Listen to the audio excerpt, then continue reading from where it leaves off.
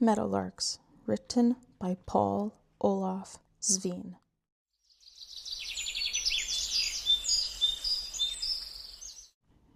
Chapter 1. My mom, EVA LISCHKA Sveen, was in the 24th carat of her golden years when she moved into assisted living from her apartment. That apartment was the only place that she had ever lived alone, not in her 20-odd years in Saskatchewan and not in her 60 years in Alberta. Well, Mom wasn't exactly alone in that apartment. She had brought her cat with her from the house she'd owned, a painted by Pollock, scared of its own shadow kind of cat. Scared of everything, really, except Mom. It was a calico. Mom struggled for a name and, in the end, simply came up with calico. As a farm girl, Mom invented a language she used in the back 40 to speak to horses, cows, and even her brothers. And now, calicosis. That was her go-to name for it, calicosis. It sounded more like a rash than a pet. Mom's animal language was a series of whistles, grunts, and clicks. Something you'd swear you'd heard on hee-haw. Depending on the sound made, calicosis would either sprint to her, drop where it stood, or hide like the Gestapo had just broken down the door. Calicosis was a social outcat, and looking back, maybe the cat was mirroring how Mom felt. Worried, on edge, trying to adjust to an ever-changing, uncertain life.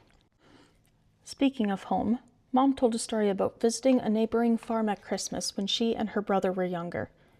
They were on a horse-drawn sleigh when they were suddenly caught in a blizzard. The horse stopped in the whiteout, refusing to budge. Her brother reefed on the reins and shouted, trying to get it to move. Freezing, Mom grabbed the reins and used her invented farm language. The horse's ears flickered. It hurt her. It turned in the storm and carried them within a few feet of the barn. Her brother had been going in the wrong direction. Mom both knew and loved animals, and she believed that their horse would never forget the way home, even in a blinding, freezing blizzard. Drastic changes began when Mom moved from the hamlet of Steelman, Saskatchewan to the booming city of Edmonton, Alberta in 1963. That day, she crammed us 5 kids into Dad's 1960 blue Ford Monarch. She stuffed as much of our belongings as she could into the trunk, or tied it to the roof like the Clampetts.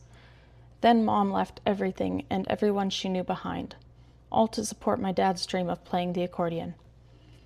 I can't imagine how heartbroken Mom must have been leaving Steelman. She was literally family to everyone there.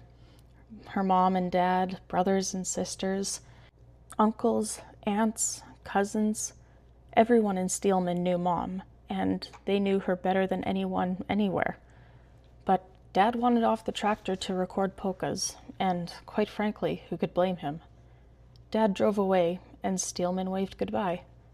And knowing Mom, she cried as everyone she loved got further and further away, until she could no longer see them.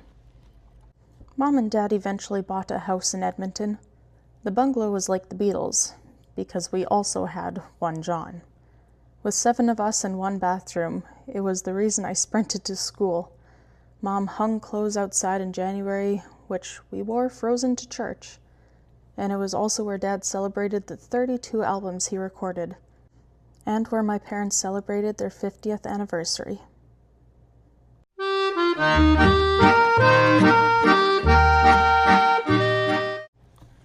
Chapter 2. Mom faced the move from her home the way she faced everything else, in quiet, traumatic shock. In her heart, she was unwavering. She tore her clothes apart to make dresses for my sisters, and worked tirelessly to make ends meet. Mom was the shining beacon of a home with 5 out-of-control kids, and a husband who stayed out late playing accordion classics like Boil That Cabbage Down. Dad got up early to teach music downtown, and then played for local dances or drove for hours in a car that probably shouldn't have been more than a wrench away from a mechanic. Dad was relentless, writing new polka hits to record, or writing articles for local accordion magazines, nationally and internationally. He dealt with the pressure by hanging out with his ne'er-do-weller accordion buddies. They drank, ate pickled herring, and played Scottishies late on school nights. They laughed about the old days, while Mom cleaned and worked over a hot stove, making sure that Dad and his cronies had good eats from the old country. The years flew by. Dad was in end-of-life care, and Mom had her own health issues. When I was away for work, my wife, Nernie, would do the grocery shopping, would pick up Mom's meds, and sat with her. But the day came when Mom had to leave her beloved house. Her kitchen, her flowers, her apple trees, and the 2 massive trees in the front yard. They were just saplings when Mom planted them. Everything Mom grew was chosen because it reminded her of Steelman, and also for the birds it would attract. The blue jays, finches, woodpeckers, swallows, and the hummingbirds.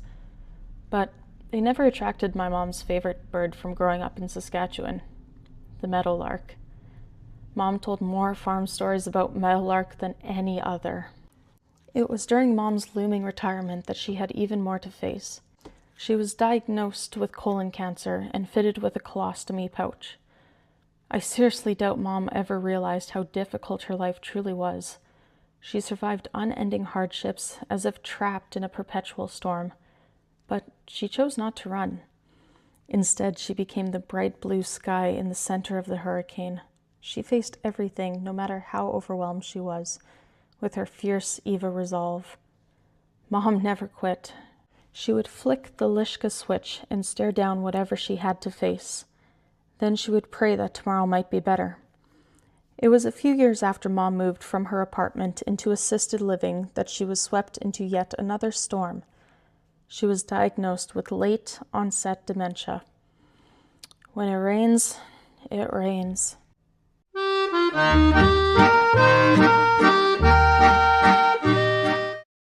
Chapter 3. This particular afternoon, I visited Mom. I stepped off the elevator as usual with our Shar-Pei, Ruby. I let our wrinkled dog off the leash, and like all the other times, Ruby was immediately met with uncountable hugs and kisses from the nurses. After the staff visit, Ruby made her rounds through the common area. She started with the spryest of the elders, and then worked her way slowly towards those who were alone. Those seniors, Ruby would simply plop beside and lean in. I stepped toward Mom's suite and paused in the open doorway. I was watching the angel who raised me, but for some reason that day, the most fearless person I knew seemed broken. She was in faded blue sweats. I smiled when I noticed how the room's light fell on her, making Mom's gray hair look like a halo. She sat on the edge of the bed, hunched over a small table covered in her art. She had taken painting classes years ago and created several Christmas scenes, along with a colorful painting of wild meadow flowers. Her paintings are in my office now, along with the sun hat she wore while working in her yard. I'm looking at Mom's wildflower painting as I write this, and I'll never forget Mom's story about it. How she stopped in a meadow on her way to school. She lit up when she told it, as if she were sharing the happiest moment of her life, and just for a moment, living in it again. The lines and wrinkles around Mom's eyes and mouth spoke of years of exhausting work. Her stressed lines clashed with the lines carved by a bottomless laugh. If you knew EVA Sveen, you knew her loving scowl was her go-to move. Now, don't get me wrong, Mom smiled. But when she had her druthers, she went straight to her belly laugh. A sound that, if you heard it, you shan't soon forget. Mom was my best friend, even when she was beating me with a broom. But now her memories were unreachable. That didn't matter to me, though. She was my mom, my champion, my hero, my storyteller. At the kitchen table or under the shade of the apple trees, spinning glorious yarn after yarn about her childhood near Steelman. She'd say something, and then pause and glare at me with that scowl of hers, making sure that I kept up. Don't worry, though. All of Mom's stories are in the vault. What I've come to understand is this. In every story she ever told me, you could take the girl out of Steelman, Saskatchewan, but you could nary take Steelman, Saskatchewan out of that girl. Farm stories were Mom's wheelhouse. She told them any chance she could. One thing always confused me, though. If it was such a happy time, why in the few pictures of Mom when she was a farm girl, did she always appear in the fringes of the frame, concealing her smile. Thin, frail, looking tired, her shoulders sunk. Probably because she was up at dawn, working long hours on the farm until dark. Then Mom spotted the high plains drifter leaning in the doorway. "Who are you?" she asked, sounding confused. "I'm an artist," I replied. I may have changed my title every visit. Pilots, cowboys, celebrity chefs, and kings. An artist? "Well, so am I," she said, suddenly sounding excited. "Would you like to see some of my sketches?" she asked. "Absolutely," I smiled. She paused and pointed towards the small closet. "First, could you check on the roast in the oven?" I nodded and opened the closet door. The shelves were filled with folded clothes. I put on a glove, reached in, and carefully lifted out the imaginary hot pan. "Oh, it smells wonderful," I said, closing that oven door. "Another 20 minutes or so." "Good," she said. "Then you can stay for supper." "I'd like that," I said.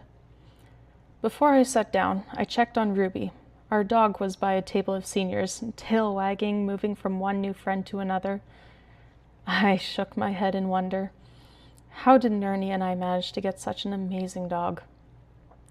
I told Nerney it was because we got Ruby from Saskatoon, Saskatchewan. Not bragging, just saying. Anyways, I stepped back to Mom. Mom was an incredible cook. She went to college in her 30s and earned diplomas in both sous chef and pastry arts.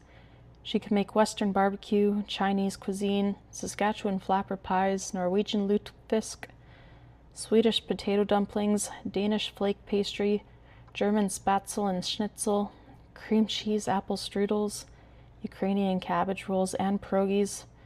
A mom cooking story in a bite. She told stories about sitting by the radio with my Grandpa Joe listening to the World Series, or how her mother worked her the hardest, or when she got a job as a telephone operator and talked to my dad for the first time. And always, the story about the meadow flowers near her childhood home. I checked the roast again, and Mom asked me to grab a pile of her paintings from the windowsill. I placed them in front of her. She flipped through them slowly, stopping on one. A brown counter and cupboards, a silver sink, a fridge and stove, a window with blue curtains, a watercolor, its colors bleeding gently into one another. It was Mom's kitchen, in her house. "I love this painting," I said. "It makes me feel safe."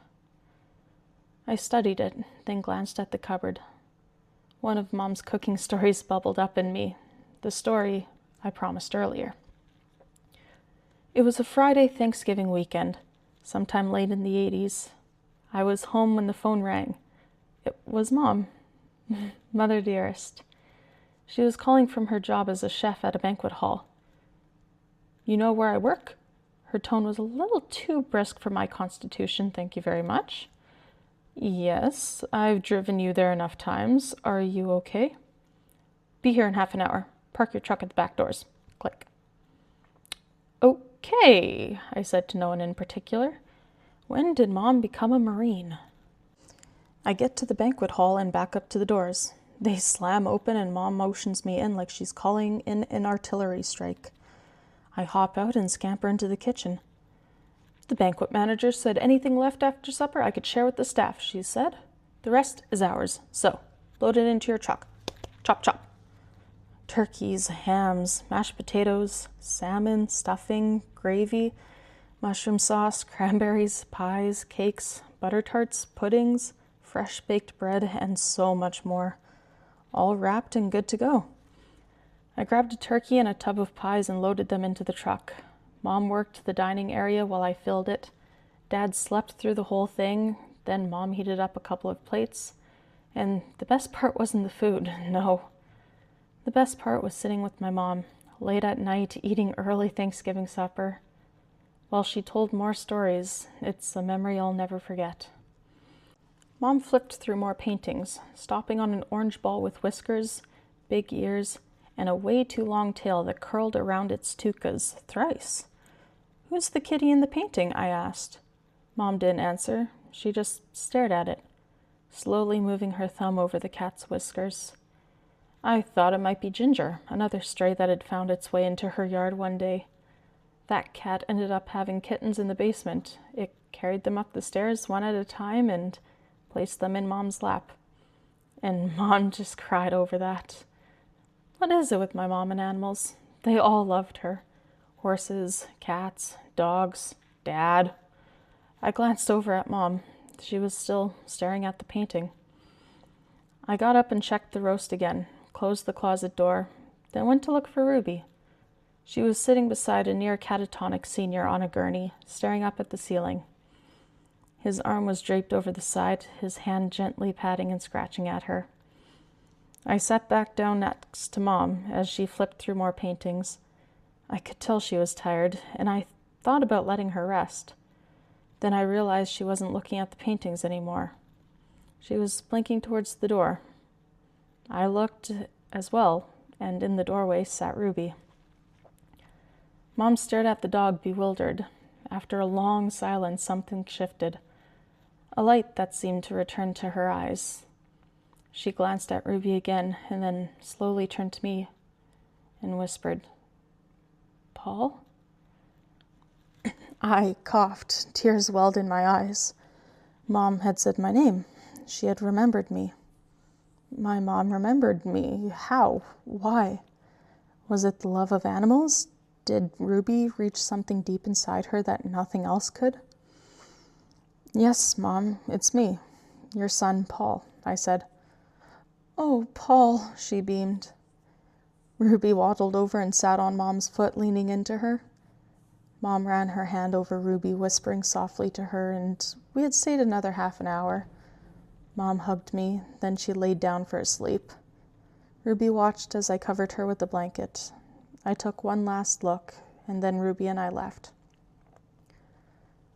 With my dog at my side and my ears full of silence, and somehow an ear-to-ear grin I couldn't hold back, Mom had remembered me.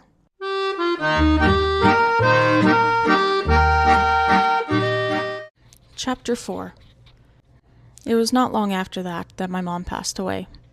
I again found myself holding her painting of the wildflowers, remembering the story she'd told me about her childhood. It was, as I recalled, an incredible, synchronous mom story. I was working in southern Saskatchewan, not far from Steelman. I visited relatives and then drove down a gravel road towards the highway.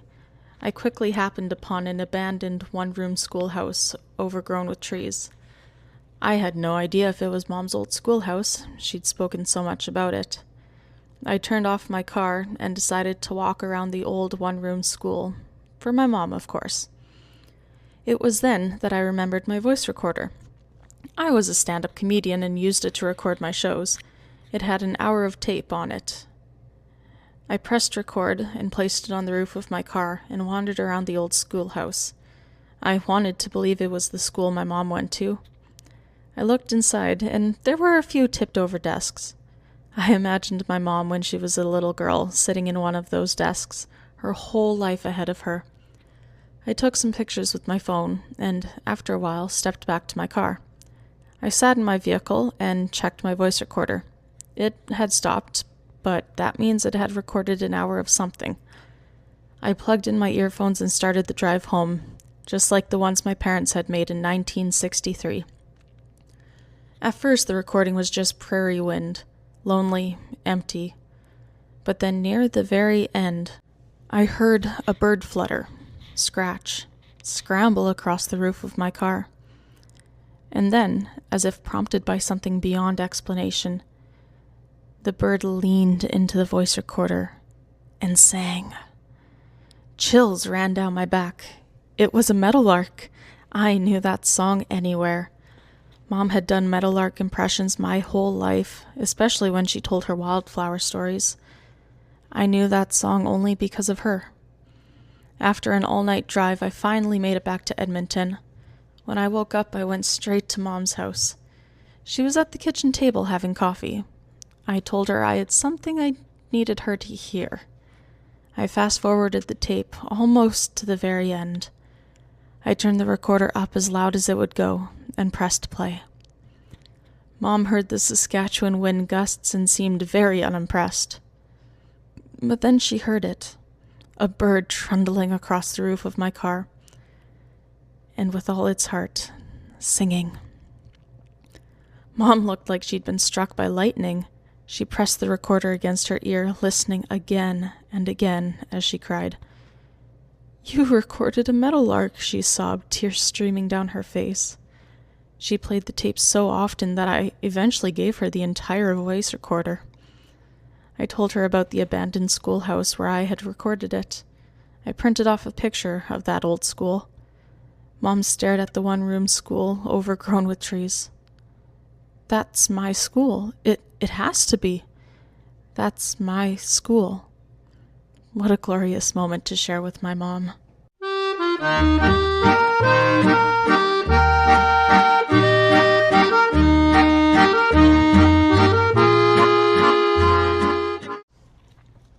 Chapter 5. At Mom's funeral, I thought of her meadow painting again, the one that held her favorite story. The way that she had cried when she heard the meadowlark on the voice recorder. I knew then it was something I could only call a miracle. What were the odds that I would stumble into Mom's old schoolhouse and record a meadowlark at the very same time? It was in that moment that I decided to close my eyes and imagine where Mom would be right at this moment. I thought about this. In the eternal moment, after Mom had closed her eyes for the very last time, I pictured she was a girl again, skipping barefoot down a dirt road on a perfect spring day. She was wearing a white t-shirt and a blue dress with shoulder straps, and she had a small bag that she would swing around that held her lunch and her school books. She stepped through an open gate and into the rolling hills of the meadow. The girl danced through endless wildflowers, gathering the brightest and most colorful among them for her teachers. Crocuses, cornflowers, prairie roses, violets, blue flax, red lilies, scarlet paintbrushes. She laid down among the flowers, her eyes closed and breathing in the peaceful prairie air. Somewhere in a distant thought, she wondered if she should head towards the schoolhouse before the bell rang, but the thought drifted away. And then she heard it, the heavenly song of a meadowlark. She had opened her eyes, and her face broke into a smile. The meadowlark came closer, its song echoing across the vast meadow. For a moment, she couldn't remember ever being this happy before. This must be a special day. Even the sky seemed to bow above her, wide, clear, and endless blue. The wildflowers leaned towards her in a brilliant late April color. Everything felt like it was listening. And then the meadowlark landed, so gently, and sang only for her.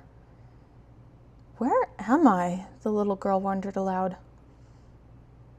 And then a voice, carried on the breeze of the prairie air, answered her softly, "Eva, my child, you are home."